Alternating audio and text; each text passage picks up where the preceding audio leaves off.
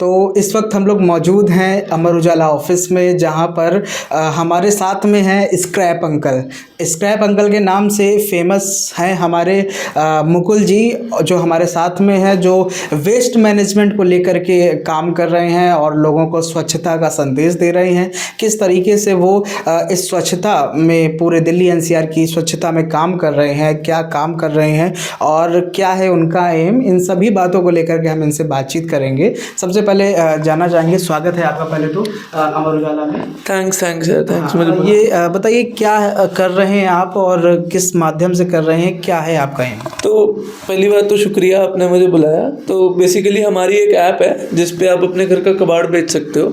अब जैसे कबाड़ी वाले को आपको ढूंढना पड़ता है, और आजकल तो हाई राइज टावर्स है नोएडा गुड़गांव वगैरह में, तो आसानी से मिलता भी नहीं है, और रेट में भी बहुत चिक चिक होती है कि यार वो क्या रेट लगाएगा, उसके कांटे में कुछ गड़बड़ ना हो, और वो सही चीज़ को सही बताएगा या नहीं, मतलब लोहे पीतल को लोहे में तो नहीं ले जाएगा, राइट। ऐसी छोटी छोटी दिक्कतें बहुत होती हैं कबाड़ी वालों के साथ।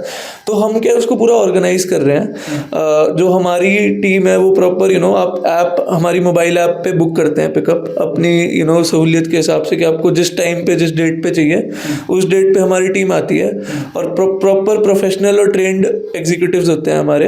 हम उनको ग्रीन सुपर हीरोज बुलाते हैं। तो वो टी शर्ट पहन के आएंगे, प्रॉपर आईडी कार्ड लेके आएंगे, बड़े वाला कांटा लेके आएंगे, और हम मतलब 100% वेट मेजरमेंट एक्यूरेसी की गारंटी देते हैं कि भाई अगर आप हमारे कांटे में 1 किलो भी फर्क ढूंढ लोगे तो 1 लाख रुपए इनाम है आपको।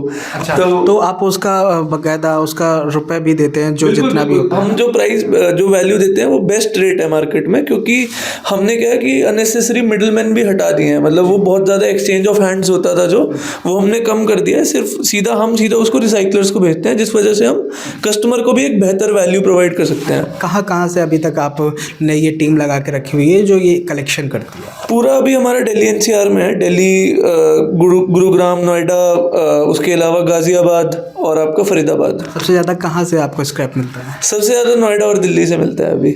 हाँ जी। तो अगर हम बात करें जो वेस्ट मैनेजमेंट जहाँ पे होता है, वो कौन सी टीम है और किस तरीके से वेस्ट मैनेजमेंट करती है? तो हमारी 2 टीम होती हैं। एक लास्ट माइल जो कि कलेक्शन टीम हो गई, जिनको हम ग्रीन सुपर हीरोज बोलते हैं।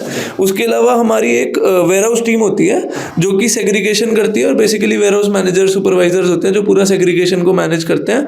और फिर उसके बाद जो माल को रिसाइकलर्स के पास भेजा जाता है, उसकी शिपिंग टीम होती है जो उसको लोड करती है गाड़ियों में, बड़े बड़े कंटेनर्स में लोड करके उसको, जैसे लोहा टाटा स्टील में जाएगा, ई वेस्ट जो है इलेक्ट्रॉनिक वेस्ट रिसाइकलर के पास जाएगा, तो वो वाली टीम अलग रहती है। अच्छा, तो जैसे यहाँ तक तो सफ़र हो गया, लेकिन हमने देखा है आपके सोशल मीडिया अकाउंट्स में भी कि आपको हरियाणा सरकार ने भी आपको बुलाया था। इवन ऐसा भी मुझे सुनने को मिला कि दिल्ली सरकार भी आपसे इस मामले को लेकर के आपसे कुछ बात करी है। क्या है दोनों के बीच, दोनों सरकारों से क्या बात हुई आपकी? तो दोनों सरकारों से 2 विषयों पे बात होती है, क्योंकि एक तो मैं अभी मतलब मैं 26-27 साल मेरी उम्र है, तो अभी मैंने शुरू किया था, कॉलेज में ही शुरू करा था।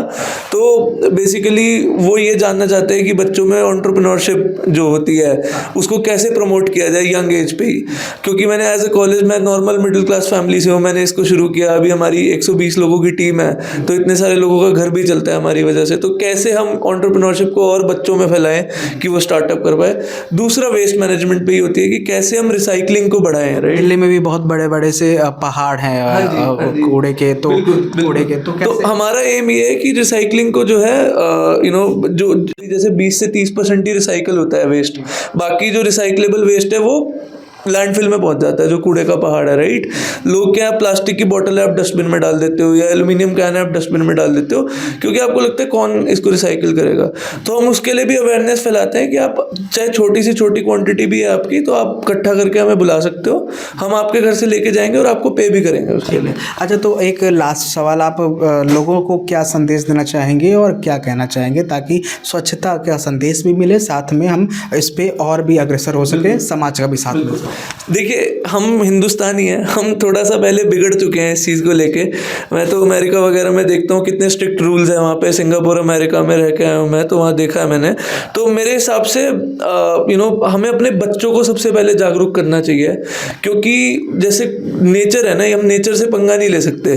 अगर हमारे घर से बाहर जा रहा है कूड़ा, इसका मतलब पृथ्वी से बाहर तो नहीं जा रहा ना, पृथ्वी पे ही है वो, तो सबके लिए नुकसानदायक है। वो ग्राउंड वाटर में जाता है, एयर में जाता है, कंटामिनेट करता है। तो जैसे कोविड ने हमें एक सबक सिखाया ना, तो हमें वेट नहीं करना चाहिए, नेचर हमें कभी भी सबक सिखा सकता है। तो ये अवेयरनेस हमें अपने बच्चों में ज़रूर फैलानी चाहिए, और एक जागरूक नागरिक होके बच्चों को तो हमें सिखाना ही सिखाना है, और खुद भी इसको करना है। और अगर इससे हमें थोड़े पैसे भी मिलते हैं तो उसमें कोई बुराई नहीं है। तो हमें रिसाइकलिंग ज़रूर करनी है और पर्यावरण का ध्यान रखना है। ठीक है, तो ये थे हमारे साथ में मुकुल जी, जो लगातार वेस्ट मैनेजमेंट को लेकर के काम कर रहे हैं, और इनकी कई सरकारों से इसी मामले को लेकर बात भी चल रही है, और लोगों को रोजगार भी दे रहे हैं। इसके साथ ही स्वच्छता का भी संदेश दे रहे हैं। अमर उजाला के लिए संवाद न्यूज एजेंसी से ऋषभ कौशल की रिपोर्ट। अमर उजाला जीवांजलि के सारथी की मदद लें और महाकुंभ में स्नान जरूर करें।